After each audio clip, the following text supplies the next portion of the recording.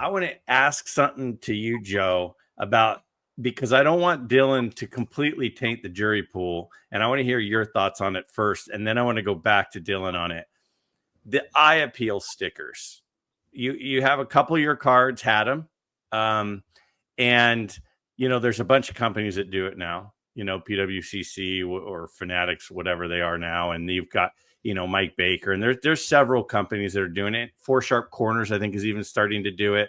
There's a few of them. What is your take on the eye appeal stickers? Do they add value?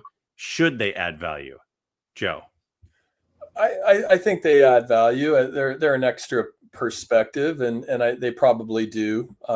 In most cases, add value. I think like your dad knows, you can find cards that probably would be worthy of sticker placement. But I also understand Dylan's impulse to just rip that sucker off and just kind of like be done with it. Like, I see the card, that's all I need to see. I don't need the sticker to tell me what my eyes tell me. And if I can go down a quick rabbit hole, Greg, real quick, the first player I PC'd was Hank Aaron. I got every single Hank Aaron, 54 through 74 or 76. Sorry. That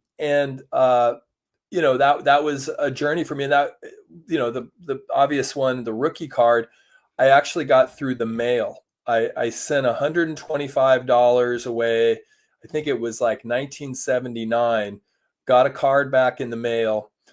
And, it was advertised as VG or it might've even been VG minus. Was it this one on the screen? No, it was.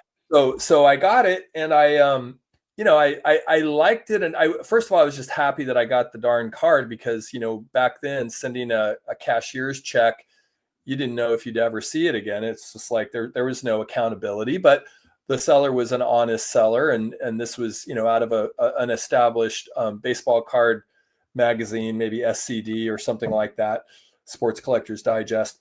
But the guy reached out to me like a couple months later to see if I was okay with the card. And I was just happy that I had received it. And so I said I was fine. But all my life, that card kind of haunted me because it was off center. It was pretty darn off center, and it just bugged me. Even though it was like in some ways the crown jewel of my collection, I just didn't feel good about it. And finally, I just said, I got it graded. I think it came back a 2.5 from BVG. That's where I graded my cards in those days.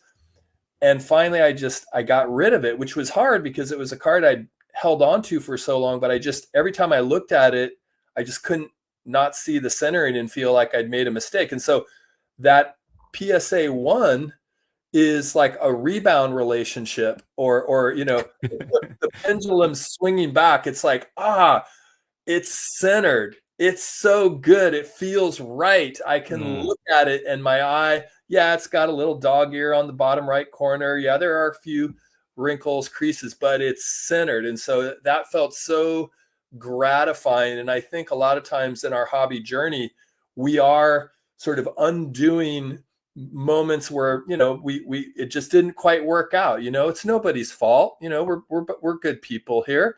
But sometimes it's just not a match, and better to recognize that and move on with the precious time we have on planet Earth and get the card that actually does speak to you. So, pardon my relationship analogies. No, I think it's perfect. You don't want to get married if she's not the right girl just because you've been dating for a while. Like that. I love it. I love that. Now, Dylan, you said something on a recent video, and I think my head exploded because I was so shocked to hear you say it. You said that some cards that you might sell, you could see yourself sending them to Mike Baker and spending the $20 to get the eye appeal sticker before you sell them. And then you just said something about the stickers. And I'm not saying you're wrong by any means, but I was surprised to hear you say those things. So tell me, a guy who's been watching you for 3 or 4 years, has texted you almost every day for a couple of years. Tell me, what's your thought process on that? Well, first and foremost, we're allowed to change our opinions. I mean, Yeah. life's not worth living if you can't change your opinions. And I have done that many times in my collecting journey in particular. And the stickers, I had completely changed my opinions. I went so far to, in one video, coming up right on the spot saying, I'm going to make my own Double D vintage eye appeal stickers, and I'm going to have my wife make them, and I'm going to put them on my thing. So the future owner can look at my cards and kind of assess what they're getting. And I plan on doing that, except now that bring up Matty C again, they're doing that thing. We're having him on our show, Turn Back the Clock, and I'm really excited to talk to him about it. I don't know if he's gonna like offer stickers for like the highest one in the category. I don't know. Maybe it's something that he incorporates. So I'm not gonna make mine until I kind of see how his thing goes. But the sticker thing, I'm sending. I never mentioned in a video I was gonna send them to Mike Baker, but I did talk about it's smart to send them to Mike Baker and spend the $20 on ones that you know are going to get the gold or whatever, because you're going to get that premium. But what I did do is I boxed up to pay for that Lou Gehrig. I boxed up a bunch of cards and I sent them to Fanatics. And just like Joe did, you send them there and they'll put the stickers on for free. So they'll look at your cards and assess the ones that are over $250. And if they deserve a sticker, they'll give you a sticker. And it's free. So I'll get the premium through Fanatics. So that's kind of my experiment on selling. Now, not all the ones I sent deserve a sticker or will get a sticker, but I know for sure a couple of them are going to get stickers. And if they don't get stickers, then they're blind. And I definitely noticed that some of the stickers that Mike Baker's giving out on gold ones don't deserve them.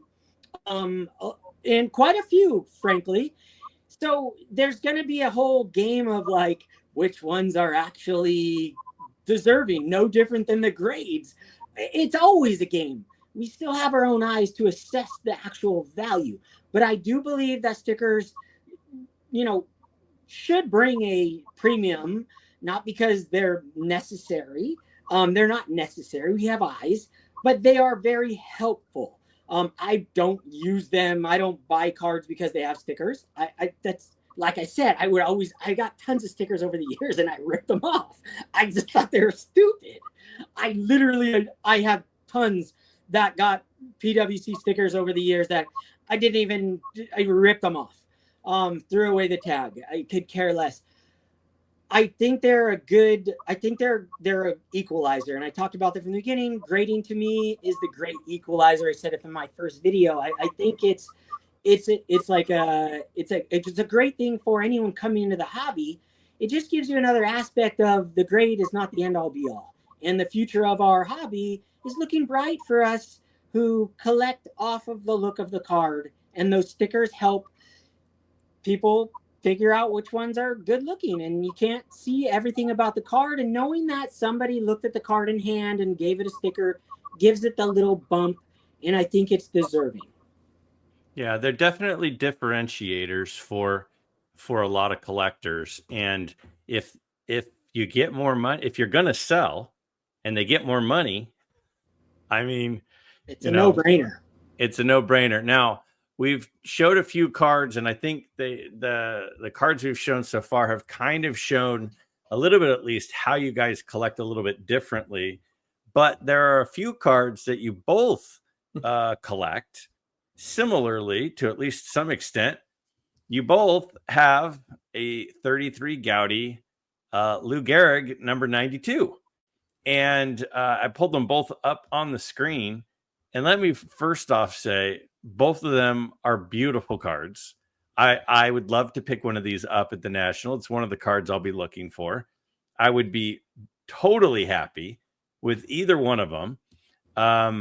My buddy Tony, Southern Collector, always says you can tell if it's a good registration because you can read the NY on the hat, which you can on both of these. And here they are side by side. To me, this is exactly how I collect, is buying a card that looks like these two cards. Now, when you look at them side by side, what do you think, Joe? They're both beautiful. I learned a lot actually from Dylan's video about the facial expression as also another indicator. It's interesting to hear the NY. I'd say Dylan's looks a little more centered than mine. Maybe. No, yours is more centered. Yours is more centered and vibrant. Yours is better color and yours is better centered. Dylan's is probably a little bit crisper registration though. Okay. Yeah. That's my assessment. What do you see, Dylan? Yeah. I guess you could see that in the shoes. Like, I talked about learning this card. Like, I also said I did not pick the greatest example. I didn't pick a 1.5 that looked like a 4. I didn't want to pay $8,000 for this card. I wanted to pay $3,000 for this card. That was my budget. It was like I waited a year and a half trying to find the right copy. And then this one came up from a friend that had it. And it was like, is this really the copy? Is this really the one that hits all the boxes for me as far as the registration and the color? I feel like my photo is probably not great, but your color is definitely more vibrant than mine. Absolutely. I think your front is better than mine. For sure. But I am intrigued. I think we both did really well. I would have chose either one of these for the price that I paid. I would have paid it for both of those. 100%. Now you said something really interesting. I think yours has a better front. So I did put the backs on here and I thought that was interesting. And I think that there has been a movement by a lot of people, at least in the YouTube community, that have been more and more kind of not worried about the back. And they say a card that has a little bit of back damage, but has a really beautiful front, which both of these have, is where a lot of people are tending to go. Now, I also have friends in the hobby who think that the backs are very, very important. Where, Joe, when you're looking at a card like these two that have a little bit of damage on the back but have beautiful fronts, what amount does the back matter to you, Joe, when you're looking at a card? Do you look for a card that has a beautiful front but a little bit of damage on the back because then it's going to be a price point? Or does the back matter not at all or a lot? Like, where does the back fall in your decision making? I can overlook the reverse in most instances. And in a card of this magnitude, it really is just kind of what Dylan said. Like, I didn't want to spend. I mean, I got this card a long time ago. I crossed it again this is recently crossed from a BVG to an SGC, 1-to-1.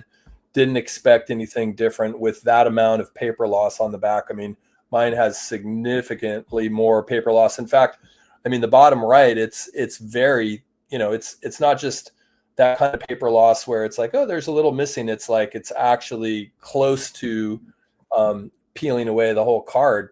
So, yeah, I think it really is just, it's situational. It's dependent on the price point and how much you can sacrifice.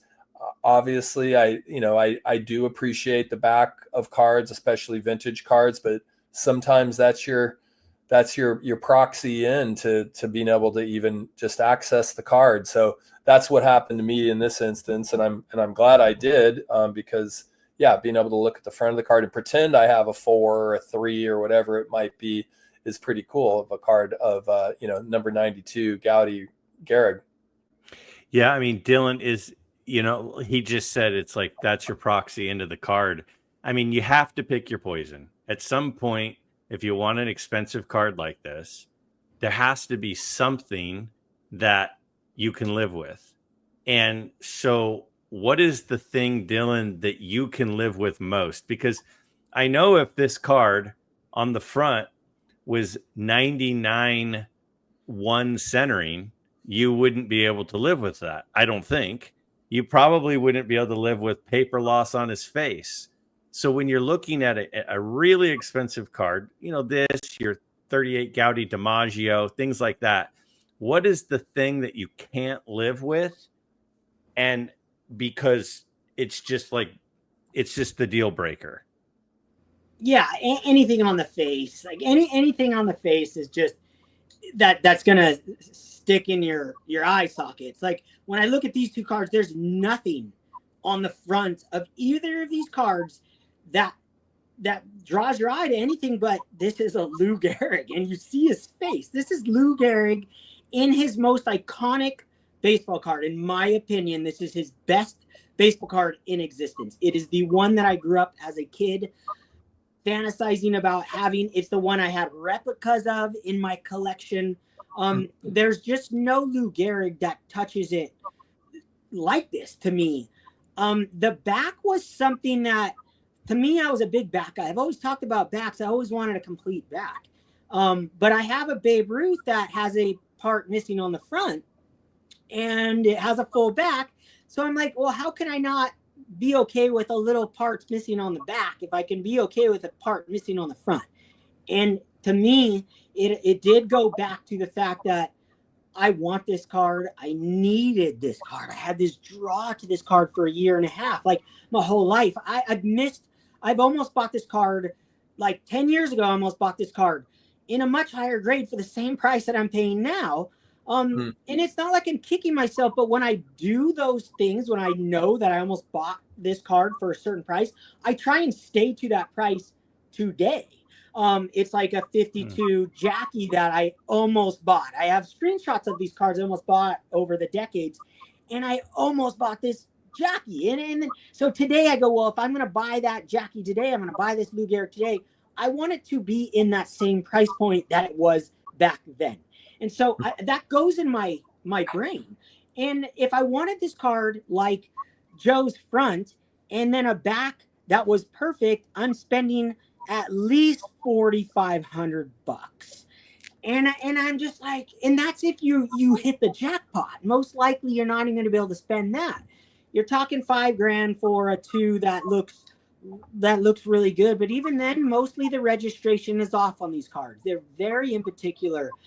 And there's just something's got to give. And I'm in the Chris from Missouri camp on the fact that some cards I have to have. And I'm not blind. So I want my cards I want to look at my cards and be like, God, that looks real good. And it does. So yeah, it's not much more I can say besides that.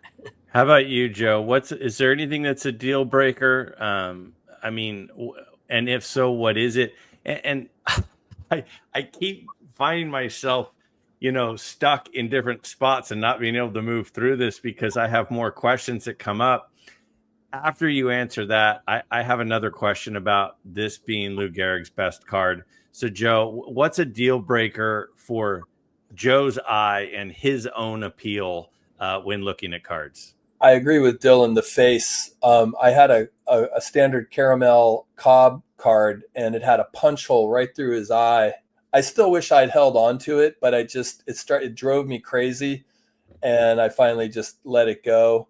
And that's a pretty egregious example, but drawings and or creases that interrupt the countenance, as we might say in literature, is a deal breaker, the closest thing, but again, back to Dan, if it's a super rare card, I was looking at a US caramel Ty Cobb card and recently, and it had a crease right across his eyes, like just right through. And I was like, damn, couldn't it be anywhere else? And I deliberated and I sort of passed on it. And then like 10 days later, I was like, but the price was right. And I'm not going to really be able to get into a Cobb US caramel anytime soon. I went back and it had, it was gone. So, sometimes you do have to settle for those more rare, scarce, usually pre-war type of cards. Yeah, well said. I mean, I totally agree with what both of you just said on that. And again, it's that balance of what can you live without and what can you live with. Sometimes you can't live without the card, so you have to live with something. So what can you live with, So hold on, Greg. You guys... Greg, let me add one more thing. Like, yeah, I I can't stress this enough. Like when I look at these two cards, I see clarity of this image. And I have seen when I was looking at these cards, I saw 7s, I saw 5s, I saw 6s, 4s, 8s, way off registration. You're just like, why are you paying that for that card when in Topps registration's not an issue? They're almost all registered. It's not difficult to find almost any Topps card in great registration. That's why I never talk about it. Centering's rare, but in Gaudy and in these older iconic cards, registration is everything. It's the end all be all. And those grades mean less and less and less. And yeah, mine does not look like a 2 or a 5. It looks like a 1.5, well deserves. And I wasn't shooting for anything other than that. That's the key too. Like I don't need to have a Matty C copy of this card that looks like a 10 on the front, because that 10 on the front and a 1 still going to cost you 10 grand. If you would have bought it maybe 3 years ago, you probably could have got it for 3. But the way the world is now and the way IAPL is taking over, these ones demand a premium that is beyond what my brain can comprehend. Topps premiums still haven't caught up to the grades. Premiums for these older, expensive cards have caught up and maybe not surpassed because 8s are still what, 200 grand? I don't know, but they haven't surpassed it.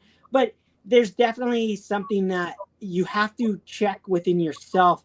What is that premium worth? I just had to add that. Okay, I got a quick follow-up question because you guys know that I'm collecting Yankee captains, and one of the things I want to have is at least one Playing Days card of all the Yankee captains, and right now I have one of everyone except for Ruth and Gehrig, and I keep going back and forth between which Gehrig card that I want, and I keep going back and I keep going, which one is it? And this is one of them, this one or the other number, I don't remember the number, but it's the same image, or the 34 Gaudy with the yellow background. And Dylan's shaking his head no. Why is this card? Why would I be making a mistake if I go to the 34 instead of this one, Dylan? Well, this one's just more iconic and it's earlier. And then when you look at the other one, he looks just like that guy that got in trouble for shooting that person on the movie scene. What's his name? Alec Baldwin. Looks exactly like Alec Baldwin.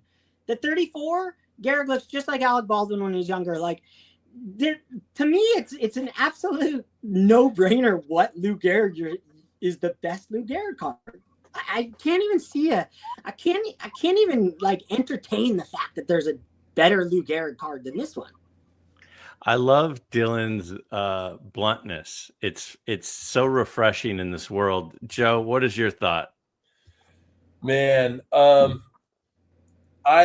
think this is the best one. The full body, the pose, the pinstripes, the color. I do.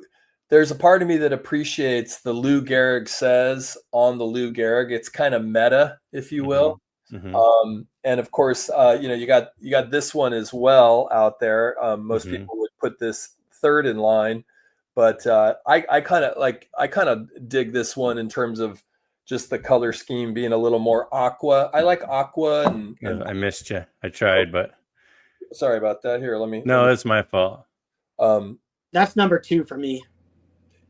Yeah, the yellow for me, I have to see a really nice yellow. There has to be something about the card, and maybe it's because I've owned 2 really beater yellows that I eventually just got rid of because they just weren't speaking to me. I might get a yellow again someday, but it would need to be the right one. It would need to be just that kind of cherry yellow popping off the cardboard, and not something that's worn down, like worn down yellow. I don't know. Yeah, I hear you. All right, I appreciate that advice. Now, another card that you guys collect similarly is that we were talking earlier about the 33 Sport King. And this is the Duke Kahanamoku, which is the legendary surfer of, he's basically the Babe Ruth of surfing. And he, I believe, because he was an Olympic swimmer, is the reason that he's in the set. But every guy who's a surfer, I mean, is this just like a no-brainer? You're a surfer and you're a card collector, you've got to have this card. I mean, is that basically the deal? And apparently not just have it, but have a few copies of it. Because Joe, what do you have, like 3 of them or something? I've got 3, and I could go 4. But look at Dylan smacking red there. Look how red that is on his up by the Sports King, and kind of pops with the PSA label. Not to champion PSA, but like it goes real well with the red there. But yeah, I think this is an amazing card, an iconic card. Duke was also in a lot of movies. One of my friends, I was just telling him we were talking about Duke, and he said that his mom had like a crush on Duke Kahanamoku, because of the movie days and just his, he's a handsome chap. So, yeah, but then in the surfing world too, he's just got so much culture there. If you go anywhere in the islands, you're going to hear about Duke. You're going to see people paying homage to Duke, and that style. And I mean, the thing that always gets me is that, and this may be a bias I have, but when I think about athletes, and I don't want to disparage any New York Yankees here, but let's just imagine Babe Ruth. In fact, there are pictures of Babe Ruth with Duke Kahanamoku on the beach. And I will just tell you, if we were going to paddle old Babe out on a board, I'm not sure if he'd be able to make it back to shore very easily unless Duke was there to help him. Duke was an athlete. I mean, you can just tell by the way his body's set up in real life photos. And I know the other athletes back there. I know they train. My dad and I used to get into arguments about like he was like, you just don't understand. They were really good. Willie Mays in his prime, Mickey Mantle in his prime. I mean, he talk about how good these guys are and how athletic they were. But I don't know. Maybe it's the bias I have, just knowing. Yeah, that's the one. Just knowing what it takes to swim right in the open ocean.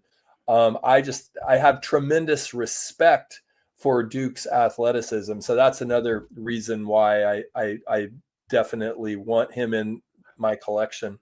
I gotta say, this is hilarious because I screenshotted this about 3 days ago. This came on my Facebook feed, and I screenshotted it, and I was going to send it to you guys.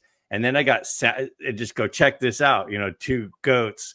And then I got sidetracked and I never sent it. So the fact that you then referenced it, I'm like, I just screenshotted that like 3 days ago, that exact picture. So that's Dylan, share, you've got a real high-end copy. I know, Joe, your other copy is a really high-end copy too. Why is that card important in your collection?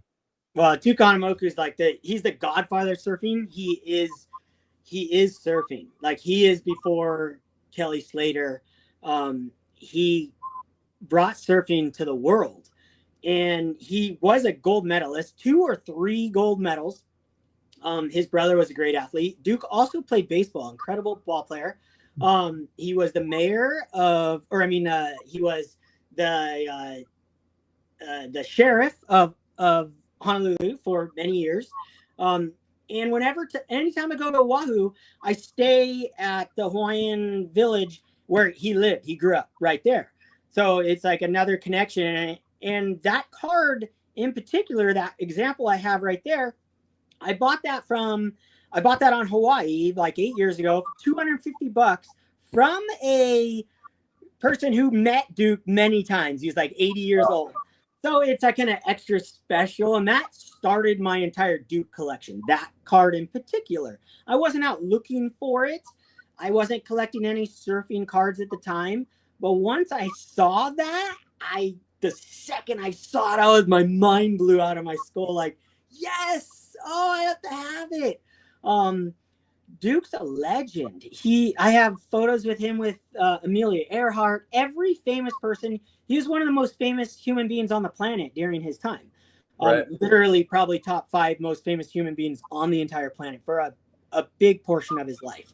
And he came from, he wasn't, the way he got into surfing was just through local swimming competitions. It is pretty spectacular, ocean swimming competitions. And like Joe said, I'll go further. Duke would have drowned Babe Ruth would have drowned in the ocean. The ocean is the great equalizer. I don't care if you're Michael Jordan or any athlete in the world. Surfing is not only the hardest sport on the entire planet, it is one of the very few sports that you can die in waves only 6 feet tall. It drown. A lot of people drown over here, probably on a weekly basis over where I live. Like every other day, we have beaches I go to, and there's notches out of wood, and they warn people. Notches of like 35 people at multiple beaches. People drown all the time.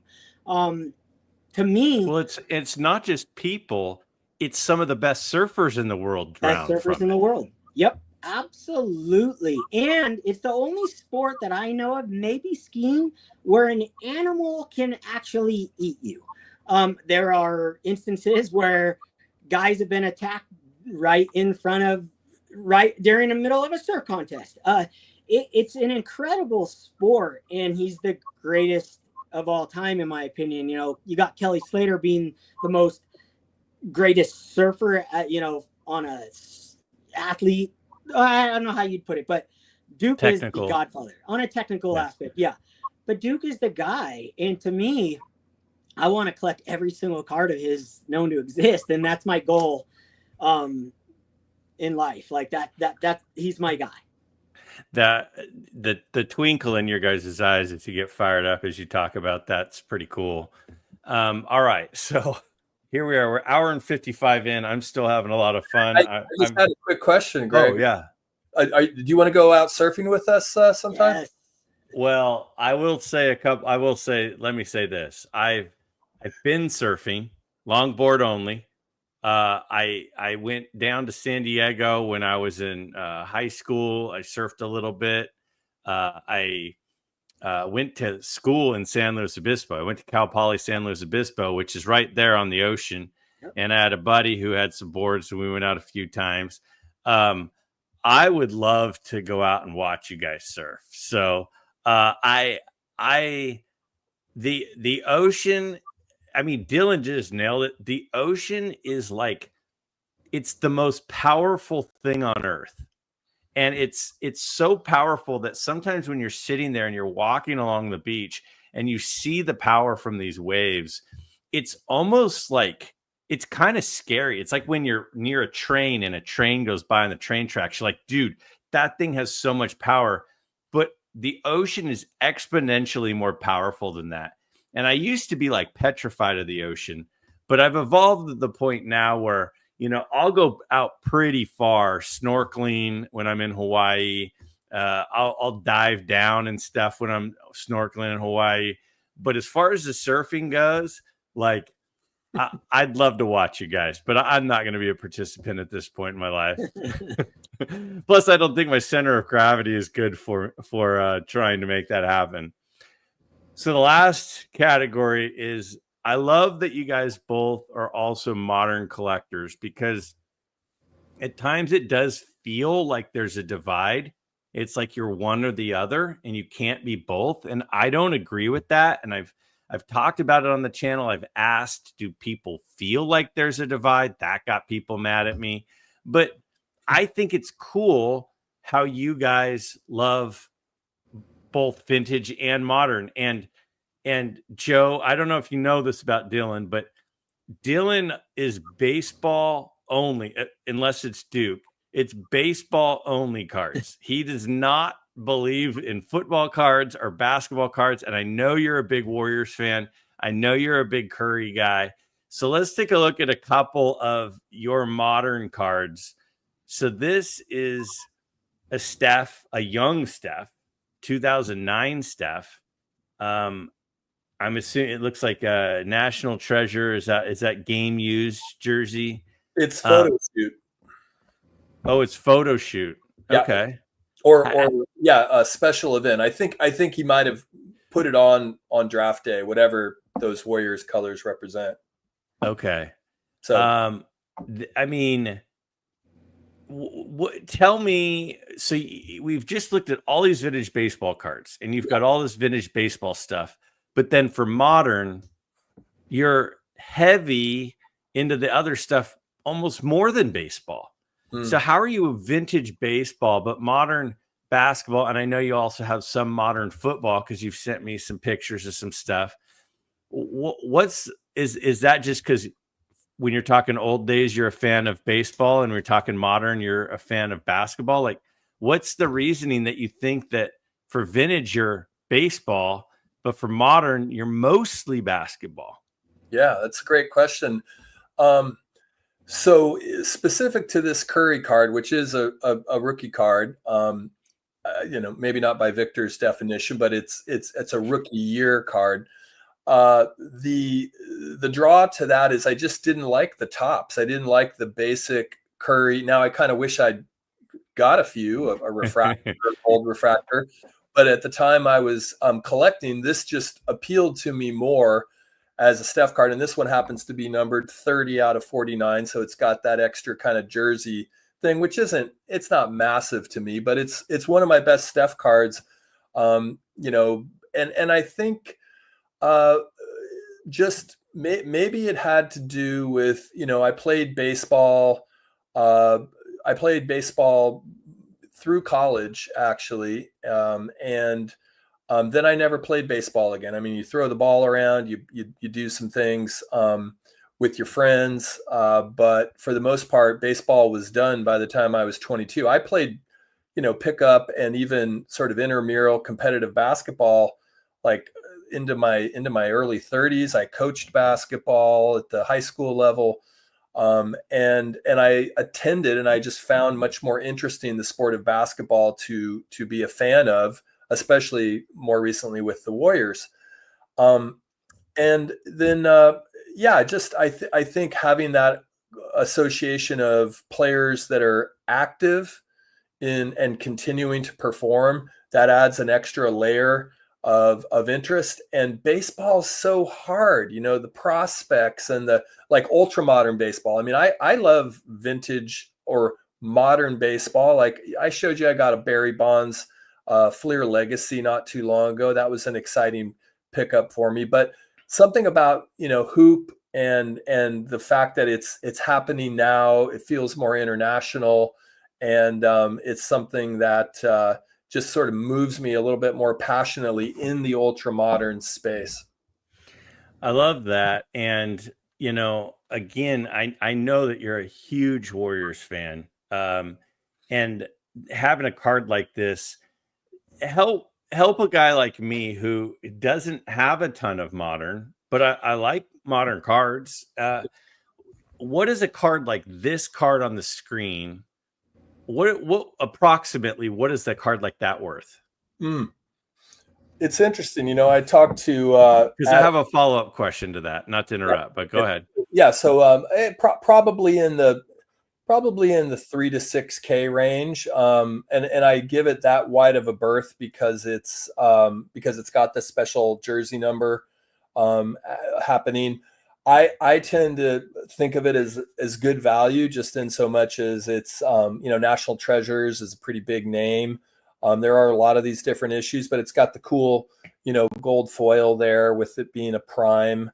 And even though it's not game worn, it's hard to have game worn when it's someone's rookie year. It is worn by Steph, an event worn. It's got multicolor. So yeah, I'd price it. I think Card Ladder value has it around 3,500, but I think it would fetch a little bit of a premium with the number. So now I'm gonna just play old vintage guy watching this. Yeah. Okay. And we go up to this card right here. Yeah. And this Gehrig in we'll say 2.5 is probably 5 or 6K. Yeah. So help old vintage guy who's watching this and likes likes Sports Cards Live and likes Joe Perot and likes Double D Dylan. And he goes, why would you buy this Steph when you could buy this in a 3?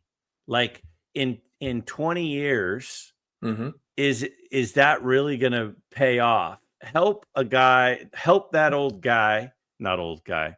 Oh, yeah. Help that person with that mindset understand why you wouldn't cash this card in and go get a 3 Gehrig. It's a great question. And I may not even believe my own answer, but I think the answer would be that, more people are going to know about Steph Curry. More people know about Steph Curry right now than Lou Gehrig. And in 20 years, Steph Curry's name, I think, is going to be way more important to the evolution of basketball. And that doesn't mean Lou Gehrig isn't an amazing baseball player. The Iron Man, all the significance, the tragic, Lou Gehrig's disease. There's a lot of lore there, all the Yankees championships. But I would just say with basketball's global reach and the magnitude of Curry, transforming the game with the 3-point shot, I just think he's going to be historically a more relevant player. Aesthetically, the Gehrig's got it beat in my book, but especially as a Steph fan, I've got to have some representation, Steph, and that's him in a very baby-faced assassin kind of look going on. Yeah, and we're going to look at another Steph card that you have, and then I want to circle over to Dylan. And I know, Dylan, you've picked up you collect Judge. You were into Trout for a bit. I don't think as much now. Shohei. I mean, same sort of question.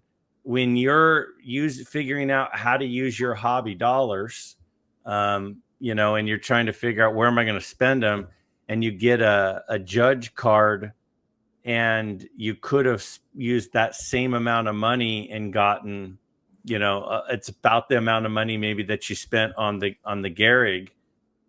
To a person who doesn't believe in modern, because there are people out there that don't believe in modern, what is your response on why it's worth your hobby dollars to do that? Well, it's a card by card conversation. But second, I don't spend that kind of money on modern cards. Third, I freaking love the way the modern cards look. The ones I collect are way different than the ones Joe is collecting. I don't have memorabilia cards. I'm a refractor guy, gold refractor specifically, and my cards don't cost a huge amount of money. I'm spending $100, for a Aaron Judge gold refractor at the most, when I was buying them. And Mike Trout, I bought 2 Mike Trouts this week, 2 gold refractors. One was $110, one was $90 in 9s. So I'm not going, and they're both numbered to 50. I'm not going after the craziest card in the world and some nuts card. And I'll get more into that as we go and talk about, I understand Mike Petty's deal against anti-modern stuff. I just think that I don't want to put words in Petty's mouth, but he hates modern cards on a front that they're going to be worthless in the future, where I definitely see a trend where a lot of the stuff is going to be worthless. There's a lot of, I agree with him, the Kaboomies and these case hits to me are silly. Case hits have always been silly. I used to buy tons of modern boxes. I went through a huge period in the 2000s that I was buying cases and stuff. The case hits were not the ones that are worth money to this day. It was the refractors. It was the serial number refractors. Why? Because when you have a serial number refractor of a base card, to get that refractor serial number to 50, a gold refractor, say, not only is it one in every, say, 700 packs, you have to find the one card out of the 700 in the set that are serial number to 50. So the rarity to value is exponential. Where a case hit, you pull a case hit of Kaboomy, there's only like, say there's 20 Kabooms in the whole set, right? Because it's a subset.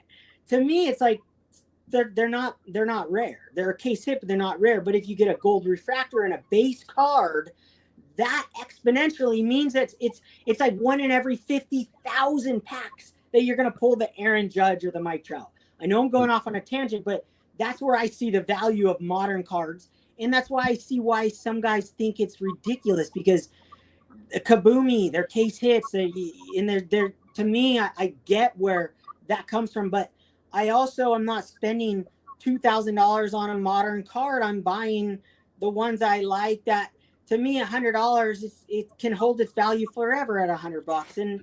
And where's it going to fall to? $25? Big deal. That's kind of how I look at it. I Dylan, your passion on any time you get going on something is like one of my favorite things on YouTube. So I love hearing it. And whether I agree with everything you say or not is irrelevant. I just love seeing you get excited. Joe, two questions, and before I turn you loose on answering them. Question number one, Dylan just said that case hits are silly. Do you think case hits are silly? Number one. Number two, he seemed to be more on board with serial numbered cards. And the second card that we're looking at of yours is a 1 of 1. Have 1 of 1s gotten carried away? Are 1 of 1s legit? Are new 1 of 1s not the same as 1 of 1s from 2018? So I'm asking you two questions in one, but that's because I don't want to interrupt you. I want to hear, what do you think of case hits, and what do you think of serial numbered cards when talking about modern, like this Steph Curry 1 of 1 you have on the screen?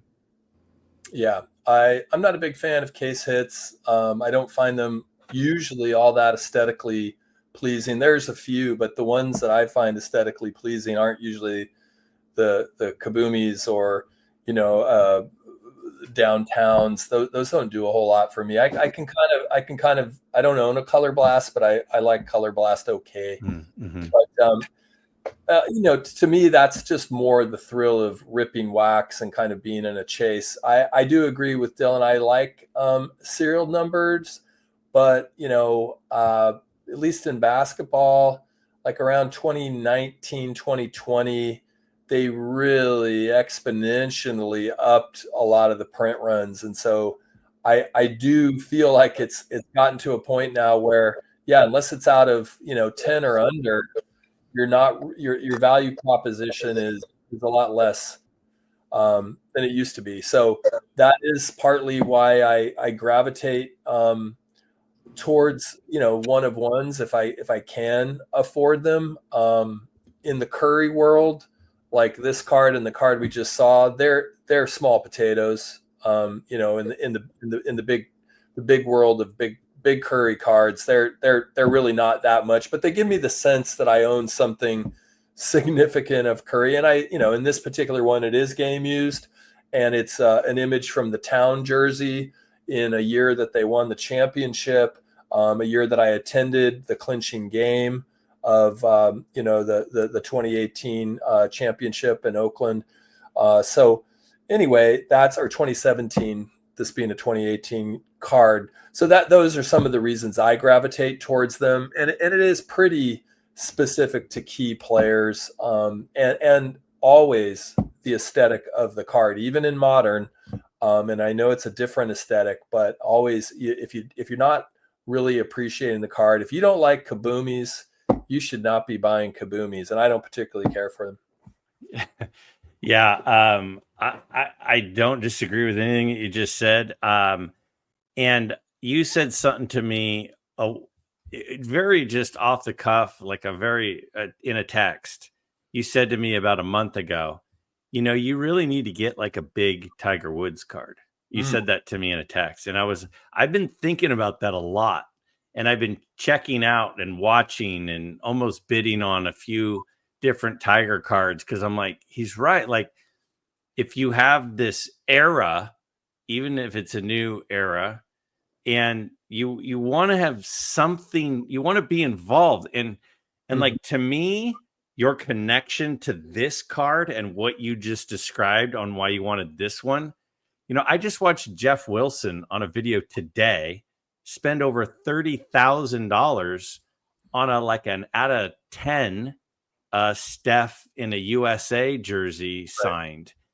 And I mean, that was a Topps Now card, I think, that came out fairly recently. Yeah, the night card. And I'm like, I don't know. I'd rather have this card because of, if I'm Joe Perot, I'd rather have this card than that other card because of what you just described in the connection. And I think, to me, that's what collecting is all about, is your connection to particular cards. Now let's take a look at some of Dylan's modern cards.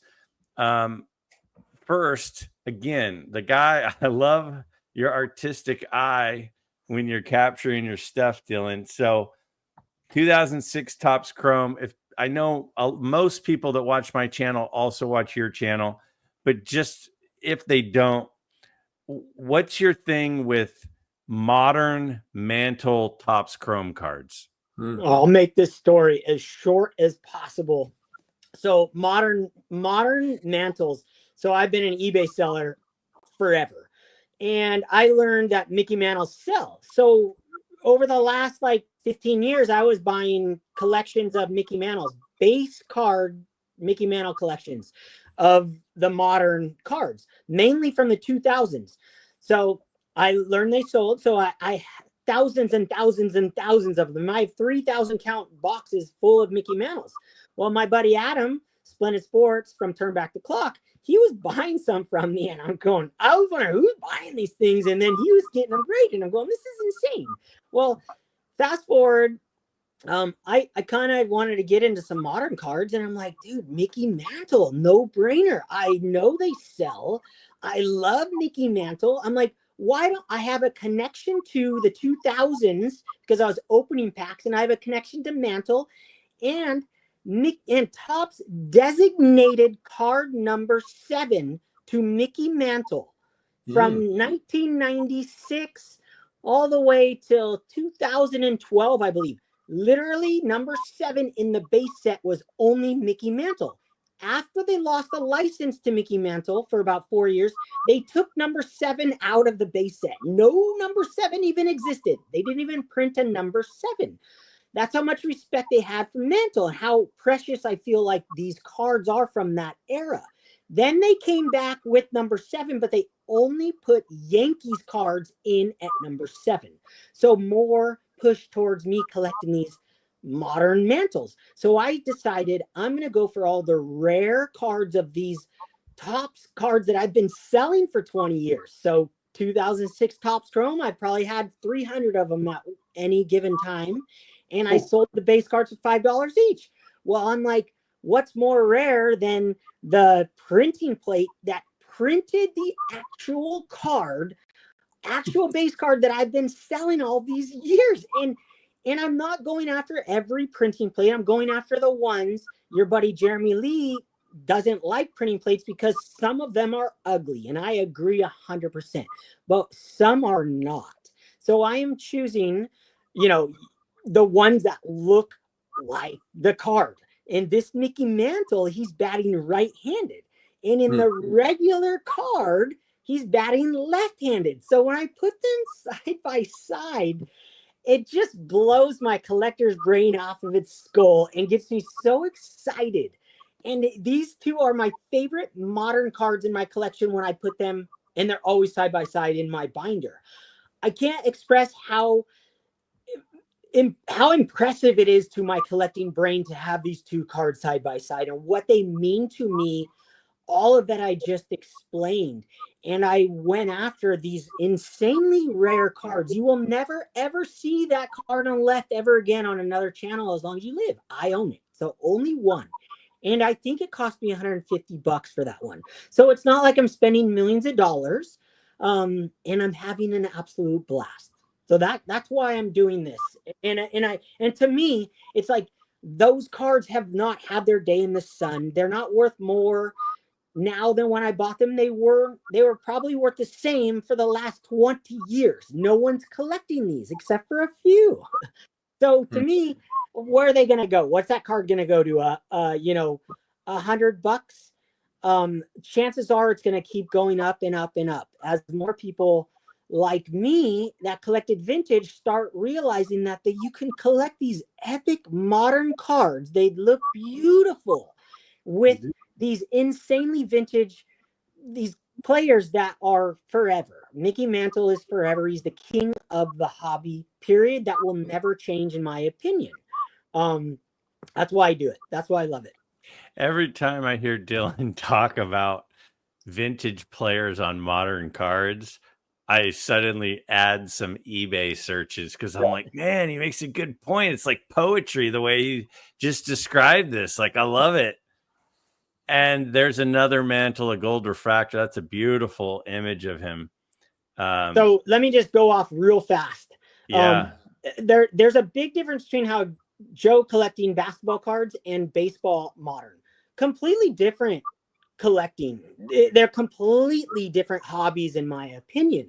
Gold refractors for Topps Chrome are numbered 250, and this 2009 version is the very first year Topps Chrome ever numbered their gold refractors to 50, where in Panini, I believe they number them to 10, but they also do a bunch of different refractors.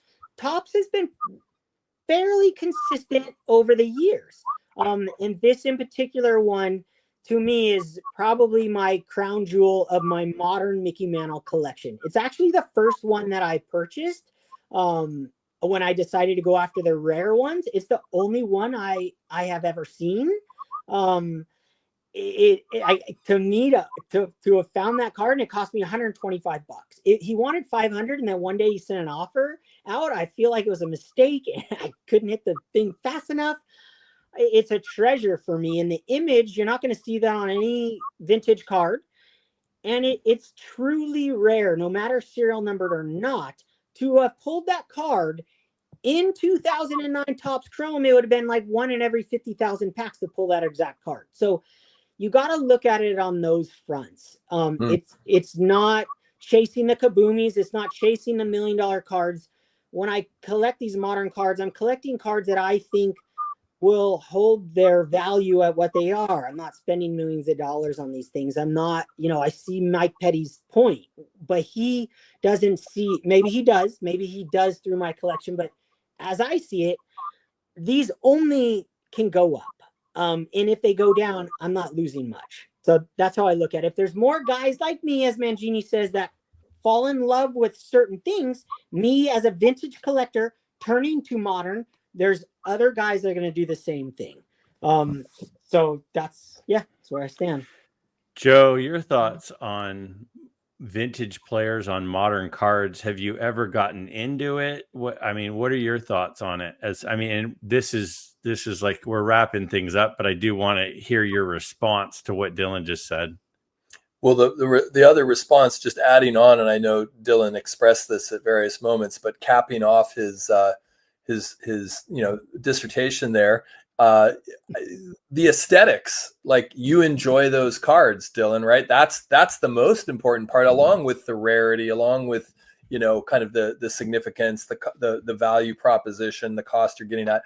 Those are fun cards to look at, and as I've got my fair share of Topps Chrome basketball, gold refractor here or there, and some of the inserts. So I certainly appreciate shiny cards. I've gotten some jackies and some satchels in the modern world, be it like an Upper Deck. I can't always remember. Topps has put some cool ones out from time to time. Just sometimes I just come across them, and maybe they're like a ruby version or a purple version that's a little numbered and a little extra shiny. So I go down those rabbit holes. But since we've been talking about surfing a little bit, I just wanted to say something about style, right? Because a lot of what we've been talking about tonight is your style of collecting. And in the surf world, Dylan can speak more to this than I can. Style is everything. It's not really necessarily who rides riding big waves is a whole nother realm. But like when you're out there watching surfers, it's not always, wave count or, the person that's the most powerful turns. It's really who has that style that you're just like, wow, I wish I surfed like that guy or that gal. And anyway, I appreciate Dylan, even though I don't collect the exact same things Dylan collects. I appreciate his style. I appreciate his vision, and I think it's pretty cool that he's gone as deep as he has into some of these areas of putting cards together and bringing them together in ways where the cards kind of speak to each other. I think that's a perfect completion of the circle of where we started, which is you guys are very have a lot in common.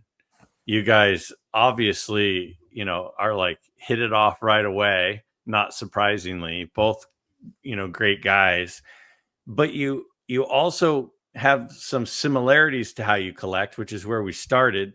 And we ended with some of the biggest differences from how you guys collect.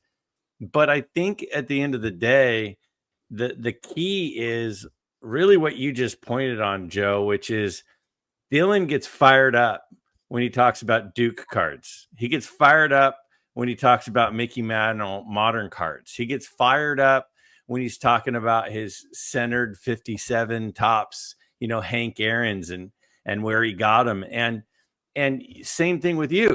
I mean, you're talking about your connection to these Currys. You're talking about your, why you were into this Cobb card. And it really boils down to, if it brings you joy, if you get fired up with whatever you collect, then it's not wrong. It really is this thing where two people could have two completely different styles, and the person on the shore watching go, that person's really good and that person's really good, but that guy's on a short board and that guy's on a long board. And I like the way that guy's just chilling and cruising. I like the way that guy's ripping and turning. And it's like the way that you guys surf differently, but you're into the same thing, but you're into it completely differently, but it's still the same thing, is like a perfect metaphor for how you guys collect too. When I started my YouTube thing, one of the things that I did not expect it to result in is friendships with people that I really had no idea existed. And now I could talk for 2.5 hours on Monday night, and just have an absolute blast. I mean, we're in not, I guess Joe and I are close to each other, but Dylan's nowhere near us. And this YouTube thing has been a total game changer for my life, because I've gained friends like you guys, where we could have differences, we could have similarities, but we could just have a lot of fun and appreciating the excitement with each other. And so I just want to wrap this up by saying, I really value both your guys' friendships. I totally appreciate how you both collect. I really enjoy even the stuff that I don't collect. Like, Dylan is so fired up about these mantles, and you have so much love for those Curry cards. It makes me go, I want that too. And I'm like, wait a second. No, I don't. But seeing the joy of you guys talk about it makes me think that I want it too. And that's pretty cool. So I'll go around the horn one last time. Joe, if there's anything you want to wrap up, let me say, I expected 45 minutes to an hour. We're 3 times that. I appreciate you guys giving up your time. I've had a blast. Joe, your parting thoughts. Yeah, well, I just want to say, in life, I like to root for people. It's one thing, to be thinking about yourself, but I root for my friends' successes, and my hobby friends, I root for their finding joy in their collecting pursuits and doing well in their choices. We're all going to make mistakes, but rooting for them, I get a significant amount of joy. So watching your channel, both of your channels, and seeing what you do brings me joy, because I see the passion that you have for your own collecting, and also for, as you said, Greg, Uncle Greg, with dropping the wisdom here at the end. with the community. So thank you for this opportunity. Please, come by and see me on Sports Cards Live on Saturday nights. I know you guys are in the chat. I really love it when I see you, and Jay Lee's putting a lot of people up there. So hopefully we can carry on the community in that context. But thanks so much, Greg. And Dylan, you and I will be talking, I'm sure. Dylan, your thoughts? Joe, thanks for all the kind words the whole time. And I found a new friend, so I'm super stoked. And I also really, I mean, you don't have to answer now or anything, but I would urge you to start your personal YouTube channel and share your thoughts and opinions and your collections with all of us. It is, as we were texting the other day, friendships are real on here. Truly deep, great friendships. We don't have to talk about personal stuff all the time, and sometimes we do, but just having the connections within cards. I speak to my card friends more than I speak to friends that I've known my entire life. Now, that might say that I'm a bad person, but my friends don't call me that much either. So it's just how life is. And we have something in common here, and we have doubly in common. So I'd be stoked to watch you on a personal channel. Greg, thank you for having us. I can't believe you invited Joe on with me. It couldn't have been a better fit. I had an absolute blast. Sorry I talk a lot, and I appreciate everything. Thank you, guys. Again, guys, Joe, you can watch him on Saturday evenings, Sports Cards Live with Jeremy Lee, the best in the business when it comes to podcasts and live streams. Dylan, Double D Vintage Baseball Cards. You guys probably know him if you know me. So check him out as always. Guys, I had a blast.